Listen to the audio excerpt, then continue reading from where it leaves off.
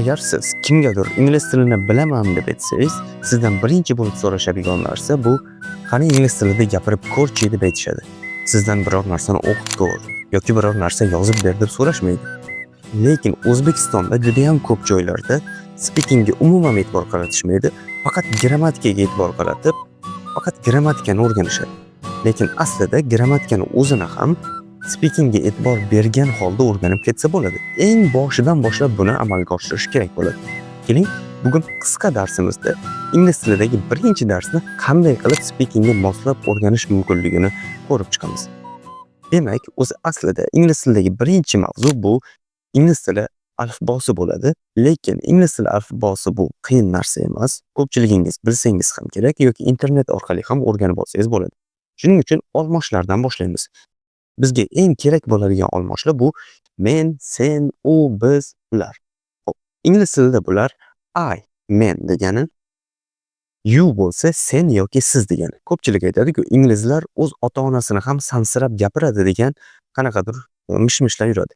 Lekin ingliz tilida sen yoki siz degan narsa yo'q. Faqat you bor. Buni biz istasak sen, istasak siz deb tarjima qilib olsak bo'ladi. Faqatgina you bor xolos. Endi uchinchi shaxsda he, she, it so'zlarimiz bor. Bu u degan ma'noni anglatadi. He o'g'il bolalar uchun, she qiz bolalar uchun, it bo'lsa jonsiz narsalar uchun ishlatiladi. Ya'ni u degani. We biz degani, they ular degan ma'noni anglatadi. Bularni endi yodlab olishingiz kerak bo'ladi. Endi bugun o'rganadigan asosiy grammatik qoidamiz bu have, ya'ni bor bo'lmoq fe'li. Nima uchun bu mavzu tanlangan? Birinchi darsdanoq ingliz tilida gapirishni boshlasangiz, sizda motivatsiya paydo bo'ladi. Ingliz tilini o'rganishda qiziqish paydo bo'ladi va ingliz tilini speakingga qiziqib o'rganishni yana ham tezlashtirasiz. Demak, have bu bor bo'lmoq fe'li. Bu qanaqa holatda ishlatiladi? I so'zini ko'rdik, ya'ni bu men degani edi. Uni yodlab oldingiz degan umiddaman. Endi I have deb xohlagan so'zimizni qo'ysak, mana bu 3 nuqtani o'rniga menda o'sha narsa bor deb aytgan bo'lamiz. Masalan, I have a book, ya'ni menda kitob bor. Mana bu formula asosida bemalol bu qoidani yodlab olsangiz bo'ladi. Yoki you have a car, ya'ni senda mashina bor. Yoki we have a house, ya'ni bizda uy bor. O'zbek tili juda ham boy til deb aytamiz. Bu haqiqat. Qarang, bizning uyimiz bor deb aytsak ham xuddi shu ma'noni beradi. Ingliz tilida bo'lsa faqat bitta usulda yasay olamiz, ya'ni we have a house. Bizning uyimiz bor deb tarjima qilsak ham bo'ladi, bizda uy bor deb tarjima qilsak ham bo'ladi. Endi they have a cat, ya'ni ularda mushuk bor deb tarjima qilamiz. Demak, have so'zi tushunarli bo'ldi degan umiddaman. Endi savol tug'ilgan bo'lishi mumkin. He, she, it so'zlarimiz qayerda qoldi? Endi he, she, it so'zlarimiz uchun biz has ishlatamiz. Uchinchi shaxs birlik uchun biz has ishlatamiz. Ya'ni he has a book, unda kitob bor degani. She has a book bo'lsa unda, ya'ni qiz bolada kitob bor degani. Biz he, she, it so'zlarimiz uchun have emas, has ni ishlatamiz. Bu qiyin emas, buni oson ajratib olsangiz bo'ladi. Ya'ni he, she uchun, ya'ni uchinchi shaxs birlik uchun biz have emas, has ishlatamiz. Juda ham oddiy, to'g'rimi? Mana bu formula asosida bemalol o'rganib olsangiz bo'ladi. Aytgancha, Telegram kanalimga o'tsanglar, mana shu prezentatsiyani o'zim tashlab qo'yaman, bemalol ko'rib, takrorlab olsanglar bo'ladi. Demak, hammasi tushunarli, ya'ni she has money, ya'ni unda pul bor degani. Uchinchi shaxs birlik uchun has ishlatamiz, qolgan olmoshlarimiz uchun biz have ishlatar ekanmiz. Endi bizda biror narsa yo'q demoqchi bo'lsak nima qilamiz? Juda ham oddiy. Mana shu bor degan so'zimizdan keyin shunchaki no so'zini qo'yib qo'ysak bo'ldi. Ya'ni I have no degandan keyin istagan so'zimizni qo'ysak, menda o'sha narsa yo'q deb aytgan bo'lamiz. Misol uchun I have no book, ya'ni menda kitob yo'q. Yoki you have no car, senda mashina yo'q. Yoki we have no istalgan so'zimizni qo'ysak bo'ladi. Bizda o'sha narsa yo'q degan ma'noni bildiradi. Misol uchun we have no house deb aytadigan bo'lsak, bizda uy yo'q degan ma'noni bildiradi. Yoki he yoki she ga ham xuddi shu narsa, ya'ni he, she larga biz has ishlatardik. Endi has dan keyin shunchaki no qo'ysak bo'ldi. Misol uchun mana she has no money, ya'ni unda pul yo'q. Juda ham oddiy, to'g'rimi? Bemalol qisqa muddat ichida umuman ingliz tilini bilmagan inson ham ingliz tilida gapirishni boshlashi mumkin bitta darsni o'zida. Endi biz savol bermoqchimiz deylik.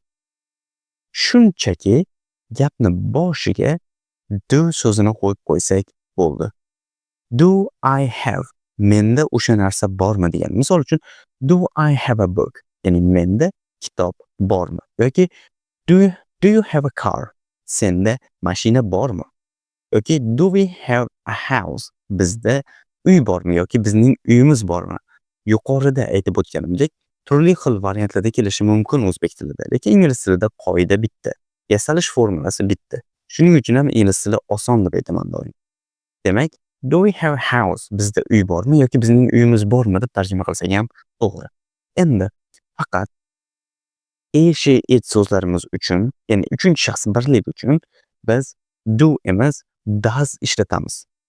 E'tibor beryapsiz? Do emas does ishlatamiz. Nima uchun? Uchinchi shaxsda biz has ishlatayotgan edik. Endi uchinchi shaxsda savol berayotganda ham have ni o'zini ishlatyapmiz. Chunki mana bu do o'zi does bo'lib qoldi. Uchinchi shaxsning qo'shimchasini oldi. Uchinchi shaxsga tegishli ekanligini bildirdi. Bo'ldi. Endi biz have ni o'zgartirishimiz shart emas. Have'ligicha qolaveradi. Nimaga? Chunki bu does ga aylandi. Do so'zimiz does ga aylanib qoldi. Buni ham xuddi shunaqa. Shuning uchun have ni o'zgartirishimiz, has ga aylantirishimiz shart emas. Does she have money? Unda pul bormi degan ma'noni bildiradi. Shundaysiz deb o'ylayman. Nima uchun degan savol berishingiz kerak aslida. Ya'ni nima uchun bu joyda have'ligicha qolyapti desa, javob oddiy. Chunki mana bu do o'ziga uchinchi shaxs qo'shimchasini qabul qilib does ga aylandi. Shuning uchun ham biz have ni has ga aylantirishimiz shart emas. Chunki mana bu yuqorida mana she uchun has ishlatayotgan edik. Savol berayotganimizda mana bu do'lar does ga aylanib qolyapti. Shuning uchun have o'z holatida qoladi. Demak, bugungi darsimiz o'zidayoq siz ingliz tilida gapirishni boshlashingiz mumkin. Qanday darajada? Ya'ni siz o'zingizda bor narsalarni aytishingiz yoki kimdandir senda nimadir bormi deb so'rashingiz yoki o'zingizda yo'q narsalarni aytishingiz mumkin.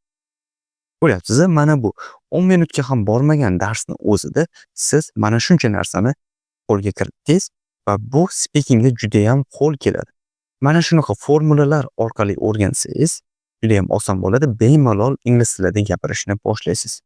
Aytib o'tganimdek, buni prezentatsiyasini mana shu Word variantida Telegram kanalimga tashlab qo'yaman. Bemalol yuklab olib, yana ko'rib chiqsangiz bo'ladi. Keyingi darslarda ham ko'rishamiz. Qisqa darsimiz siz uchun foydali bo'ldi degan umiddaman. Rahmat, sog' bo'linglar.